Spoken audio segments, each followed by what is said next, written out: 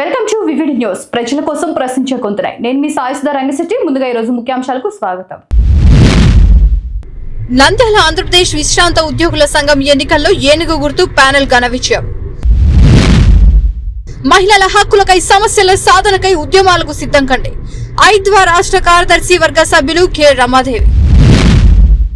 Municipal commissioner సమక్షంలో Nandyal market gate వసూలకు వేలంపాట. స్వచ్ఛతా he సేవ స్వభావ్ స్వచ్ఛతా సంస్కార్ స్వచ్ఛతా కార్యక్రమంలో పంచాయతీరాజ్ విభాగం ఆధ్వర్యంలో నంద్యాల టౌన్ హాల్ నందు రక్తదాన శిబిరం. నంద్యాల జిల్లాలోనే మొట్టమొదటి కియా కార్ల షోరూం ప్రారంభం. జగన్ గవర్నమెంట్ ఎవరిని అవమానించలేదు. ఏపీ అసెంబ్లీలో బాలకృష్ణ కామెంట్స్ పై చిరంజీవి స్పందన 100% నిజం. ఆర్ నారాయణమూర్తి సంచలన వ్యాఖ్యలు. నంద్యాల విజయ డైరీలో భారీ స్కాములు, నేరాలు ఘోరాలు. అసెంబ్లీలో ఆలగడ్డ ఎమ్మెల్యే భూమా అఖిల ప్రియ. ఇక డీటెయిల్స్ చూస్తే నంద్యాల ఆంధ్రప్రదేశ్ విశ్రాంత ఉద్యోగుల సంఘం ఎన్నికల్లో ఏనుగు గుర్తు ప్యానెల్ ఘన విజయం సాధించింది. ఎన్నికలు శుక్రవారం ఉత్సాహపూరిత వాతావరణంలో జరగగా వర్షం అంతరాయం కలిగించిన గొడుగులు పట్టుకుని పెద్ద సంఖ్యలో మహిళలతో సహా వృద్ధాప్యంలో ఉన్న విశ్రాంత ఉద్యోగులు కేంద్రాలకు తరలివచ్చి తమ ఓటు హక్కు వినియోగించుకోవడం విశేషం. 12 సంవత్సరాల తర్వాత నిర్వహించిన ఈ ఎన్నికల్లో మొత్తం 3006 ఓట్లు ఉండగా 799 ఓట్లు పోలయ్యాయి. ఫలితాలు లెక్కింపు సాయంత్రం నుంచి ప్రారంభమై శనివారం తెల్లవారుజాము వరకు కొనసాగుతుంది. ఏనుగు గుర్తు ప్యానెల్ విజయయాత్ర కొనసాగింది.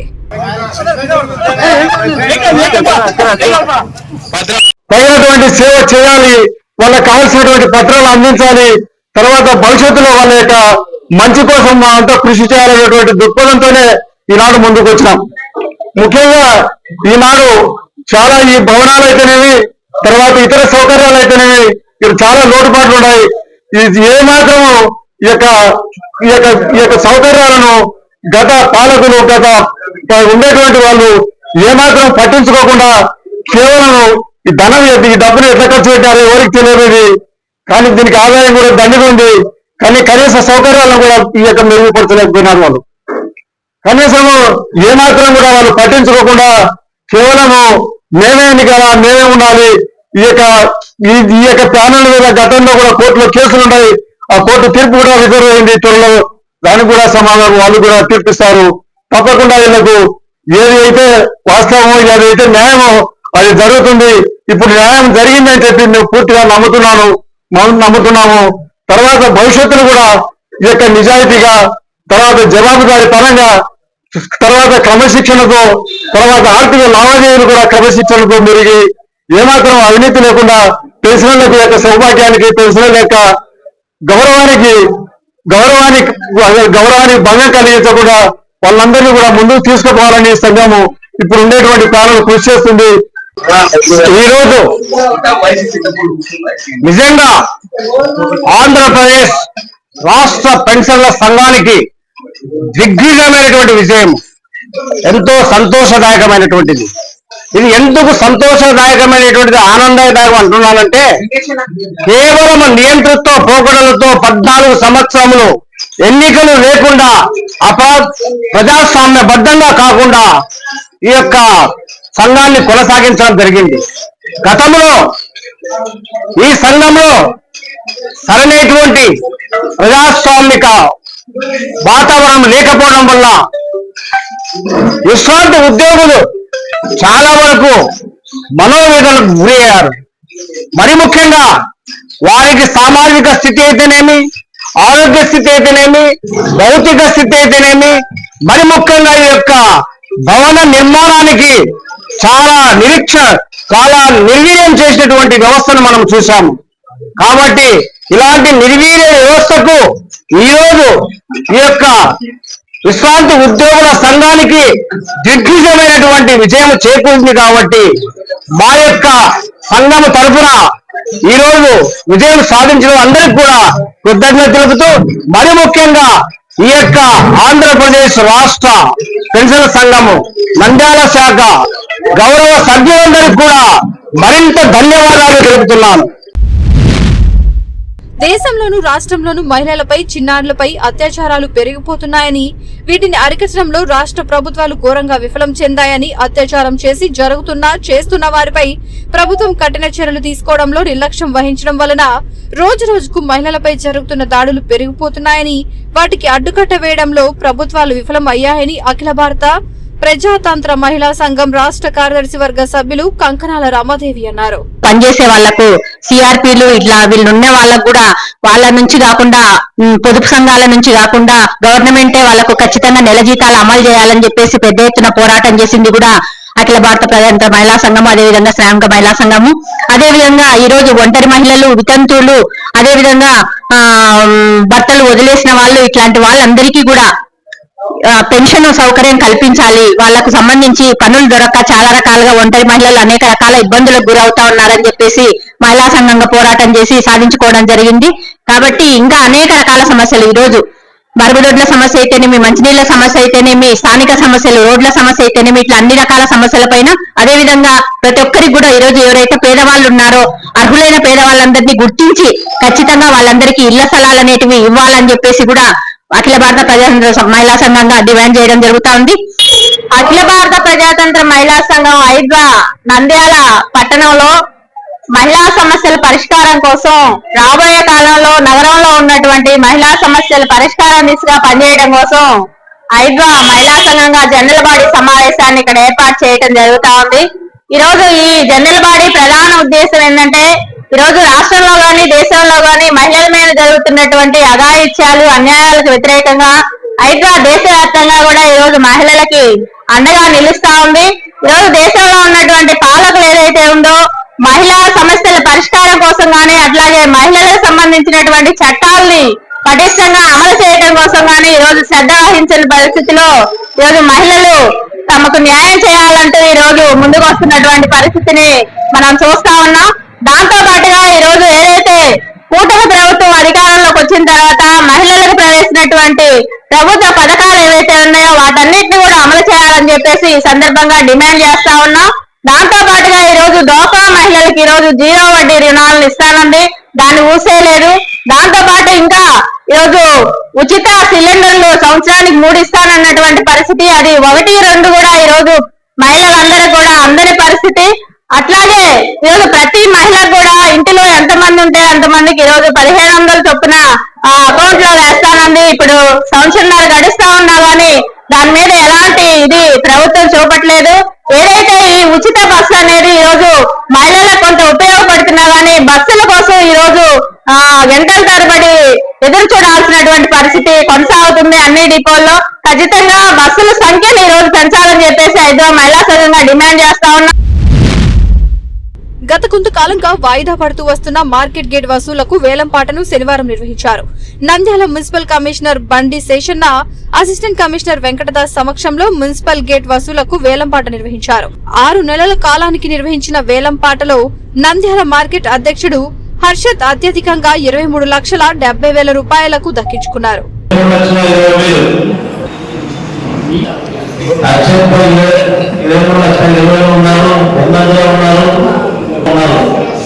ఈ యొక్క భూమిని మంచిగా అవసరంగా భాషిస్తున్నాం.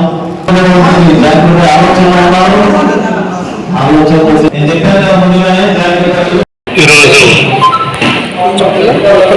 నంద్యాల పట్టణ వెజిటబుల్ మార్కెట్ సంబంధించి ఆప్షన్స్ నిర్వహించడం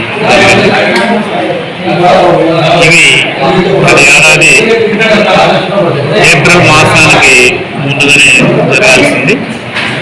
అయితే కొన్ని అనివార్య కారణాల వల్ల ఆప్షన్ జరగలేదు.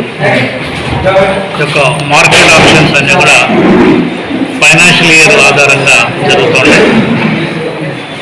అడ్మినిస్ట్రేషన్ రీజన్స్ వల్ల జరగకపోవడం వల్ల దాన్ని మళ్ళీ ఈరోజు తిరిగి నిర్వహించడం అయింది.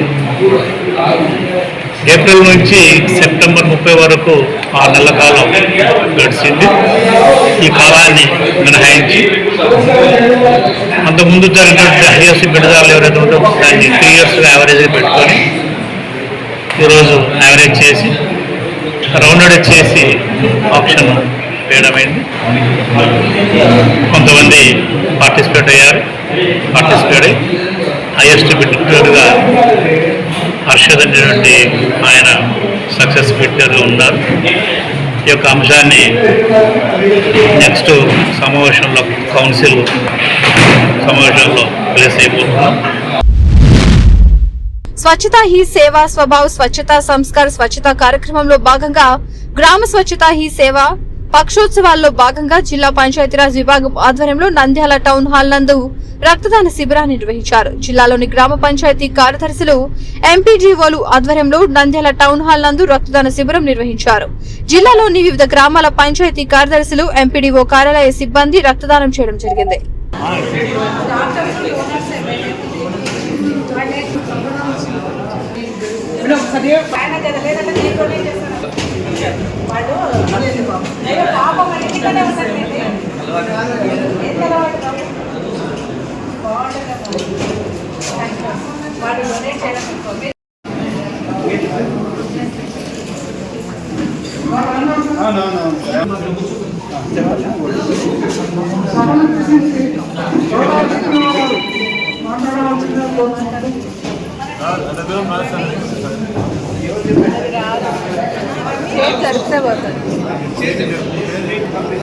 నా పేరు లలితాబాయ్ అండి. నేను జిల్లా గ్రామ పంచాయతీ అధికారి. సెప్టెంబర్ 17వ తారీఖు నుండి అక్టోబర్ 2వ తారీఖు వరకు స్వచ్ఛతా సేవా కార్యక్రమము మన ప్రభుత్వ ఆదేశాల మేరకు జిల్లా వ్యాప్తంగా రాష్ట్ర వ్యాప్తంగా జరుగుతా ఉంది. అందులో భాగంగా ముఖ్యంగా ఎక్కడైతే పంచాయతీలలో క్లీన్లీనెస్ టార్గెట్ యూనిట్స్ అంటే గార్బేజ్ డంప్స్ గానీ, మురికి కాలువలు గానీ, నీళ్ల ట్యాంకులు కానీ ఎటువంటి రోగాలు అంటువ్యాధులు ప్రబలకుండా ఈ కార్యక్రమంలో ముఖ్యంగా ఒక ఊరిని, ఒక గ్రామ పంచాయతీని సంపూర్ణంగా శుభ్రం చేయడం జరుగుతా ఉంది. ప్రభుత్వం ఆదేశించిన ఈ నిర్దేశాల మేరకు చేస్తూ మనము గ్రీన్ అంబాసిడర్స్ అని పారిశుద్ధ్య కార్మికులకు కూడా వైద్య సిబ్బంది సహకారంతో మేము వాళ్ళకి పరీక్షలు ఏర్పాటు చేస్తూ ఆ విధంగా కూడా ఏర్పాటు చేస్తున్నాం. అందులో భాగంగానే మన గౌరవ R&B minister BC Janardhan Reddy సారి ఆధ్వర్యంలో కూడా ఈ నెల 22వ తారీఖున మేము ఒక వైద్య శిబిరాన్ని కూడా బనగానపల్లిలో పెద్ద ఎత్తున ఏర్పాటు చేయడం జరిగింది. అందరికీ వైద్య పరీక్షలను మన పారిశుద్ధ్య కార్మికులను కూడా మేము చేయించడం జరిగింది. ఈ రోజు కూడా 17 ఈ పక్షోత్సవాల్లో భాగంగా ఇక్కడ రక్తదాన శిబిరాన్ని మన రెడ్ క్రాస్ ఆధ్వర్యంలో 10 మంది డాక్టర్ల వైద్య బృందంతో ఇక్కడ ఏర్పాటు చేస్తూ జిల్లాలోని అన్ని గ్రామ పంచాయతీల నుండి అన్ని మండలాల నుండి మా పంచాయతీరాజ్ సిబ్బంది సంపూర్ణ సహకారంతో జిల్లా కలెక్టర్ గారి ఆధ్వర్యంలో జిల్లా కలెక్టర్ పంచాయతీరాజ్ విభాగంలో ఈ కార్యక్రమాన్ని నిర్వహించడం జరుగుతుంది. నంద్యాల జిల్లాలోనే మొట్టమొదటి కియా షోరూం ప్రారంభం. నంద్యాలకు చేరువలోని దీపగుంట్లలో కొత్తగా కియా కార్ల షోరూం ప్రారంభించారు. ఈ షోరూం ను Kia Motors managing director Aditya ఘనంగా ప్రారంభించారు. ప్రారంభోత్సవ కార్యక్రమంలో ఆయన మాట్లాడుతూ ఇకపై నంద్యాల జిల్లా వినియోగదారులకు కియా ఆధునిక కార్లు, నమ్మకమైన సర్వీసులు మరింత సులభంగా అందుబాటులోకి వస్తాయని తెలిపారు. త్వరలో మంచి ఆఫర్లు, డిస్కౌంట్లు అందుబాటులోకి వస్తాయని ఆయన తెలిపారు.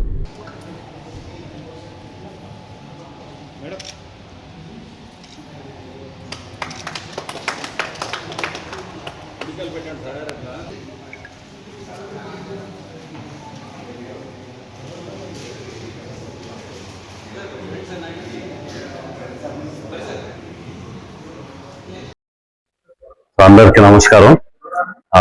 నా పేరు Aditya, managing director of MG brothers private limited, Anantapur. So మనము కియాకి ఏకైక ఫస్ట్ డీలర్ ఇండియాలో మనమే. After Anantapur and Kurnool, next మనము నంద్యాలలో ఇక్కడ షోరూమ్ అండ్ సర్వీస్ సెంటర్ పెట్టడం అయింది. సో ఈ రోజు నుంచి ప్రారంభిస్తున్నాము. సో దయచేసి all Nandyal and surrounding customers ని వచ్చి మా వెహికల్స్ అండ్ కర్టసీని స్వీకరించండి అని కోరుతున్నాను. Thank you. Kia cars starting వచ్చేసి మీకు 10 lakhs నుంచి స్టార్టింగ్ వస్తుంది.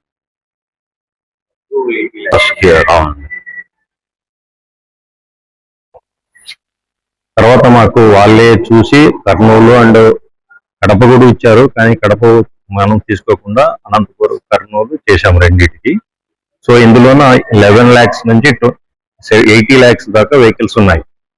Present we are running 5 models.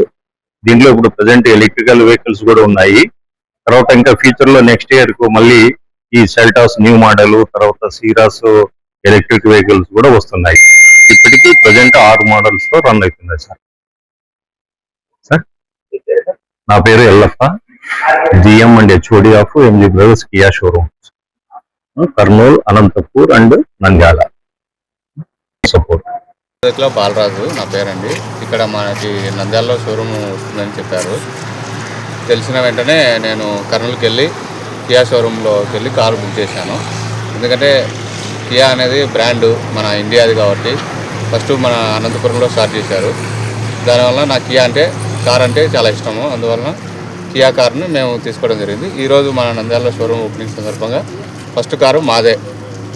So చాలా హ్యాపీగా ఉందండి ఈరోజు కారు మన నంద్యాలలో తీసుకోవడం. జగన్ గవర్నమెంట్ ఎవరిని అవమానించలేదు. ఏపీ అసెంబ్లీలో బాలకృష్ణ కామెంట్స్ పై చిరంజీవి స్పందన 100% నిజం. ఆర్ నారాయణమూర్తి సంచలన వ్యాఖ్యలు. జగన్ ను కలిసిన వాళ్లలో నేను కూడా ఉన్నాను. చిరంజీవి గారి ఆధ్వర్యంలో మేము జగన్మోహన్ రెడ్డి గారిని కలిసినప్పుడు ఆయన ఎంతో గౌరవం ఇచ్చారు. గత గవర్నమెంట్ చిరంజీవి గారిని అవమానించారని ప్రచారం తప్పు అని ఆయన వ్యాఖ్యానించారు. మన ఆంధ్రప్రదేశ్ ప్రభుత్వ అసెంబ్లీలో కొంతమంది పెద్దలు చేసిన కామెంట్స్ పై మెగాస్టార్ చిరంజీవి గారు స్పందించిన విధానం ఏమైతుందో అది సత్యం. 100% సత్యం, 100% సత్యం. అప్పుడు వైఎస్ జగన్మోహన్ రెడ్డి గారి హయాంలో ఆయన సీఎంగా ఉన్నప్పుడు, పేరు నాని గారు సినిమాటోగ్రఫీ మంత్రిగా ఉన్నప్పుడు ఇండస్ట్రీ నుంచి చిరంజీవి గారితో పాటు చాలా మందిని వారు ఆహ్వానించడం, అందులో నేను కూడా ఒకండి. చిరంజీవి గారు మాట్లాడుతూ ఆర్ నారాయణమూర్తి కూడా వచ్చాడు మాతో అన్నారు. కాబట్టి చాలా మంది మీలాంటి మిత్రులు నన్ను ఈవేళ అక్కడ ఏం జరిగిందని అడుగుతున్నారు. కాబట్టి చెప్పాల్సిన బాధ్యత నాపై ఉంది. కాబట్టి నేను చెప్తున్నా, సత్యం చెప్తున్నాను మీకు. జగన్మోహన్ రెడ్డి గారి గవర్నమెంట్ మా సినిమా కళాకారులు కానీ చిరంజీవి గారిని కానీ ఎవరిని కూడా అవమానించలేదు, చాలా గౌరవించారు. సత్యం. ఎందుకంటే కోవిడ్ కష్టకాలంలో సినిమా రంగం ఏమైపోద్ది అని భయోందనతో ఉన్న దశలో పరిశ్రమ పెద్దలందరూ కలిసి చిరంజీవి గారిని కలిశారు. పరిశ్రమ పెద్దగా ఆయన భావించి, ఆయన గౌరవించి నన్ను ఆహ్వానించారు. చిరంజీవి గారు స్వయంగా నాకు ఫోన్ చేశారు కూడా. అదే సంస్కారం. అప్పుడు నేను ఢిల్లీలో ఉన్నా. నారాయణమూర్తి ఇండస్ట్రీ క్లిష్ట పరిస్థితిలో ఉంది. భారీ చిత్రాలతో పాటు సగటు సినిమా తీసిన ఇలాంటి వాడు అందరూ కూడా రావాలి, మీ ఒపీనియన్స్ చెప్పాలి, మనందరం ప్రభుత్వాన్ని కలవాలి, ప్రభుత్వం నుంచి మనకి ఏ సహాయ శాఖలు వస్తాయో మనం స్వీకరించాలి, మనం విన్నవించాలి అని చిరంజీవి గారు చెప్పడం, అందరూ మీట్ అవడం చిరంజీవి గారి ఇంట్లోనే ఇది జరిగింది. అప్పుడు అనేక మంది వారు యొక్క అభిప్రాయం చెప్పారు. ఆయన్ని తీసుకుని మన సీఎం గారి గారితో నేను చెప్పారు. వారు సీఎం గారితో మాట్లాడారు స్వయంగా. అలాగే నేను కూడా పేరు నాని గారిని వెళ్ళి విజ్ఞప్తి చేశాను బందర్లో. అలా చాలా మంది విజ్ఞప్తి చేశారు. ముఖ్యంగా చిరంజీవి గారు తీసుకున్న రోలు సెల్యూట్, హోల్ హార్టెడ్ టెలింగ్. పరిశ్రమ పెద్దగా వాటి బెస్ట్ రోల్ ఈ ప్లేట్ దట్ డే. ఆయన ఎవరు అవమానించాల, తను గౌరవించారు. మమ్మల్ని ఎవరు అవమానించాల, తను గౌరవించారు. మేమందరూ అటు వెళ్ళాం, సమస్యలను చెప్పాం. సీఎం జగన్మోహన్ రెడ్డి గారు సానుకూలంగా స్పందించారు. పేరు నాని గారితో మాట్లాడి ఏమేం కావాలో మొత్తం తీసుకోండి అన్ని మనం చేద్దాం అని కూడా చెప్పారు. ఇది జరిగిన సత్యం అండి, ఇది జరిగిన సత్యం. ఓకే, ఆ సమస్యలు ఇంకా ఉన్నాయి. Still it's going on. ఆయన ప్రభుత్వం ఇప్పుడు లేదు. ఇప్పుడు మన చంద్రబాబు నాయుడు గవర్నమెంట్ వచ్చింది.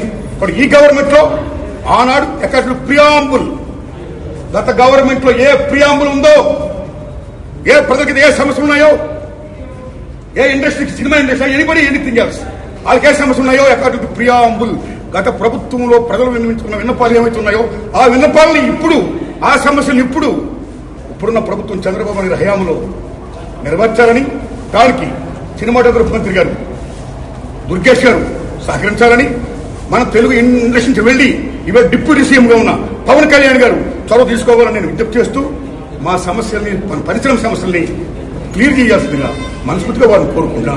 Thanks a lot.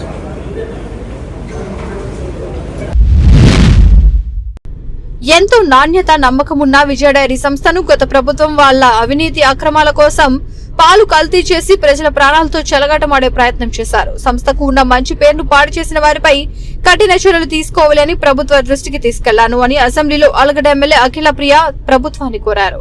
అధ్యక్ష, ఉమ్మడి ఆంధ్రప్రదేశ్ లో విజయ డైరీ అంటే ఒక బ్రాండ్ అధ్యక్ష. ప్రజలు కూడా విజయ డైరీ పాలు తాగే వాళ్ళు కావచ్చు, నెయ్యి వాడే వాళ్ళు కావచ్చు, దీని వెనకల ప్రభుత్వం ఉంది, ఎటువంటి కల్తీ పాలు తాగేదానికి అవకాశం ఉండదనే ఒక నమ్మకంతో ఈ విజయ డైరీని అనేది వాడడం జరుగుతుంది అధ్యక్ష. మరి 83లో అధ్యక్ష నందమూరి తారక రామారావు గారు నంద్యాల డైరీ విజయ డైరీకి మరి శంకుస్థాపన చేసి అక్కడ ఏర్పాటు చేయడం జరిగింది అధ్యక్ష. వైఎస్ఆర్సీపీ నాయకులు విజయ డైరీ చైర్మన్ గా ఎక్కక ముందు భూమా నారాయణ రెడ్డి గారు చైర్మన్ గా ఉండినారు అధ్యక్ష.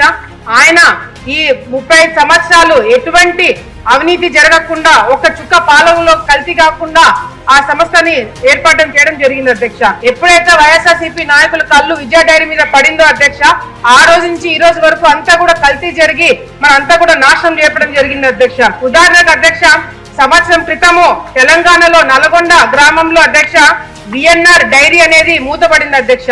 ఈ విఎన్ఆర్ డైరీలో ఏం చేస్తారంటే అధ్యక్ష, మామూలుగా పాలల్లో నీళ్లు కలపడం చూసాం అధ్యక్ష. కానీ వీళ్ళు నీళ్ళల్లో కెమికల్స్ కలిపి అది పాలగా సృష్టించి ప్రజలకు అందజేస్తున్నారని చెప్పి మరి తెలంగాణ ప్రభుత్వము వాళ్ళ మీద చర్యలు తీసుకొని ఆ విఎన్ఆర్ డైరీని క్లోజ్ చేయడం జరిగింది అధ్యక్ష. ఇదే విఎన్ఆర్ డైరీ దగ్గర నుంచి అధ్యక్ష విజయ డైరీకి సంబంధించిన వాళ్ళు ఆ విఎన్ఆర్ డైరీ దగ్గర నుంచి పాలు కొనుగోలు చేయడమే కాకుండా అధ్యక్ష బాదం పాలు కూడా అక్కడి నుంచి కొనుగోలు చేసి వీళ్ళ బ్రాండింగ్ అంటే విజయ డైరీ లేబుల్ వేసి ప్రజలకు అందజేయడం జరుగుతుంది అధ్యక్ష.